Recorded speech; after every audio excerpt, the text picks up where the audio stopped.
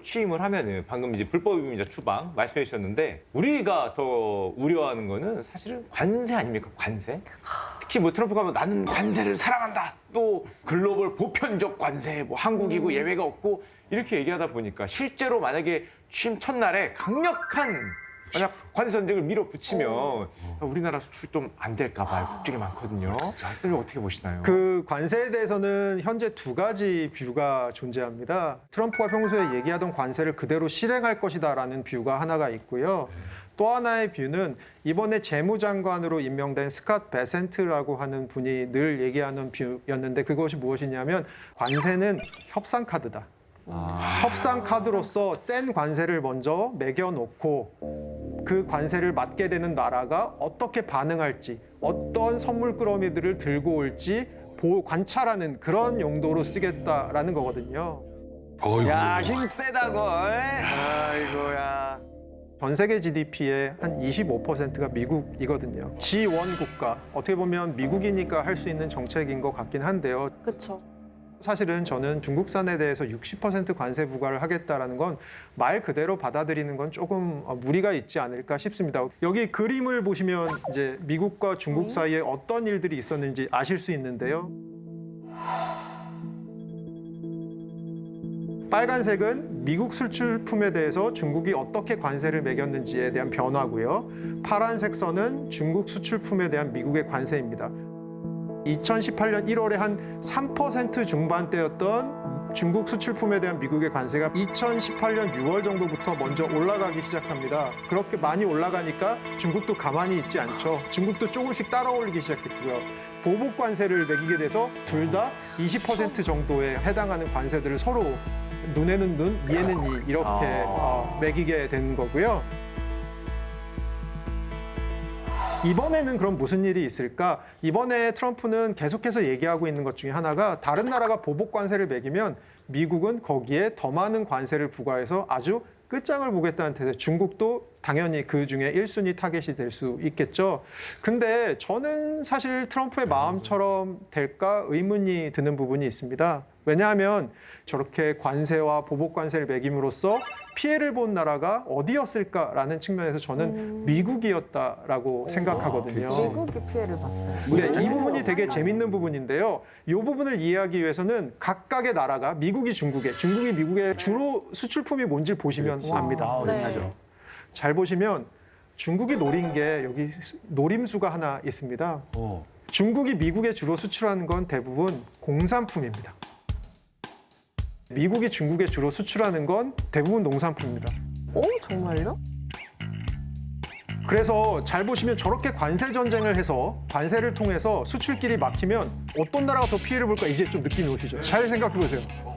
네, 먹는 거지. 먹을 상하는구나. 썩어. 공산품은 창고에 저장해뒀다가 수출길이 막히면 우회 수출을 하거나 다른 곳에 대체 수출을 하거나 아니면 다른 나라를 경유해서 수출을 하는 방식의 편법을 쓸 수 있거든요. 상하지 않고.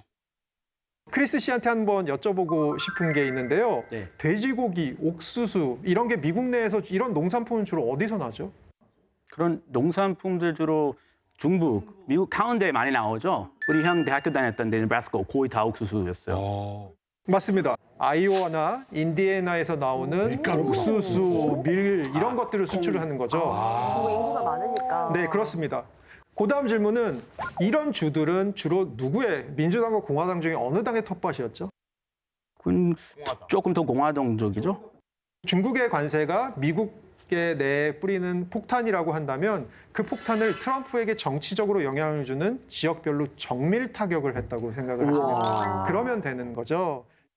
트럼프에게 정치적으로 조금 더 타격이 많이 갈 수 있는 주부터 그 주에서 나오는 생산품부터 먼저 관세 인상으로 타격을 주기 시작했구나라는 얘기들을 하는 생각보다 중국이 여러 가지 우회적인 방법을 써서 그렇게 중국의 피해를 줄이기 위해서 좀 노력했다라는 것들은 중론인 것 같습니다. 그럼 사실상 누가 이긴 거냐? 중국이 이겼다. 이길 때는 그렇게 그 보시는 말씀인가요? 건가요? 그런데 저희가 경제학을 항상 얘기할 때 경제학은 두 가지 측면을 항상 다 봐야 되는데 좋을 수도 있고 나쁠 수도 그게 어떻게 보면 경제학자들을 아주 많은 분들이 답답하게 생각하시는 이유 중에 하나인 것 같은데요.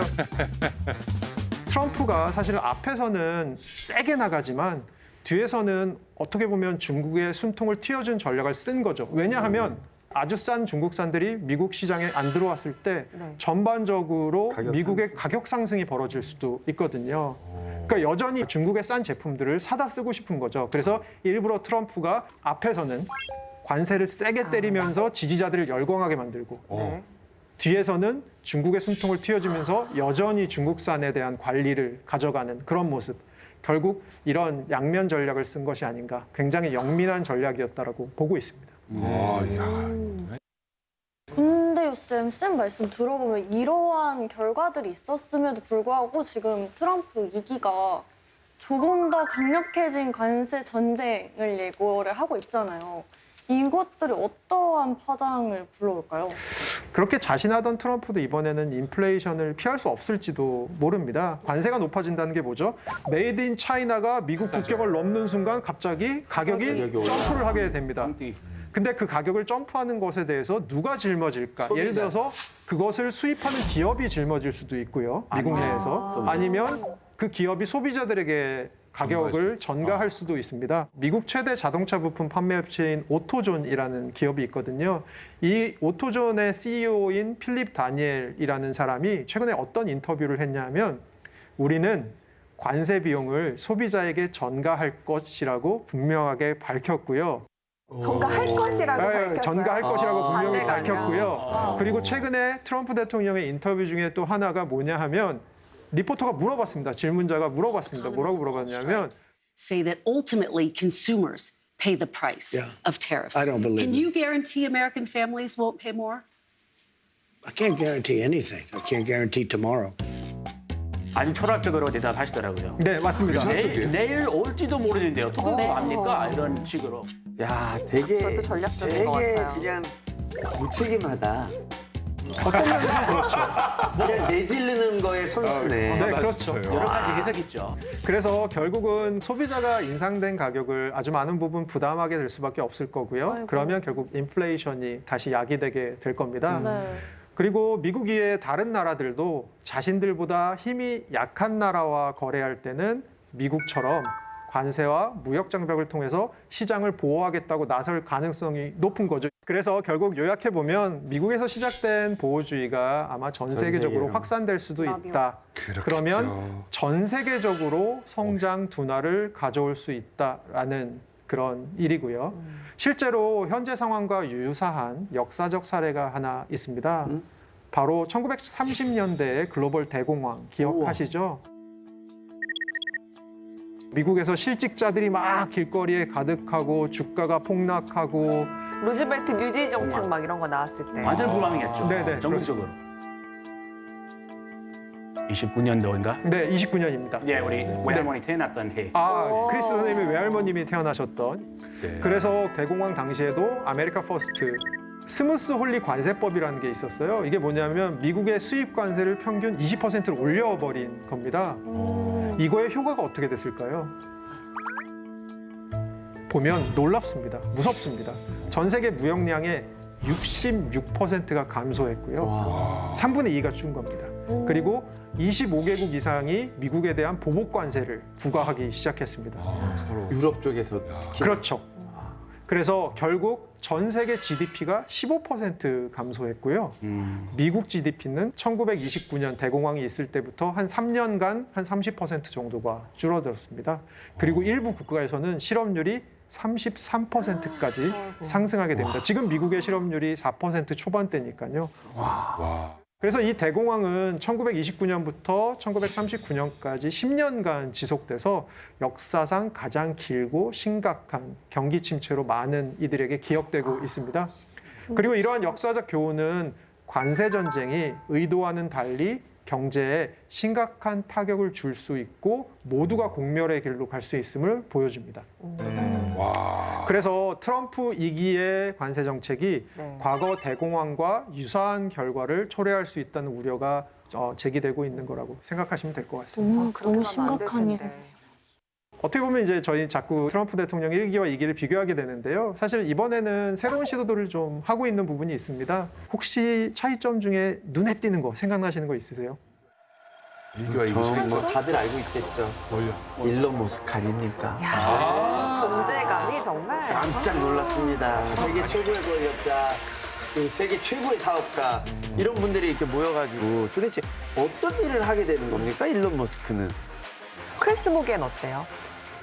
머스크 오직 연구하고 비즈니스만 해왔으니까 정부 기관들이 못한 것들 좀 빠르게 효율적으로 그렇게 하자.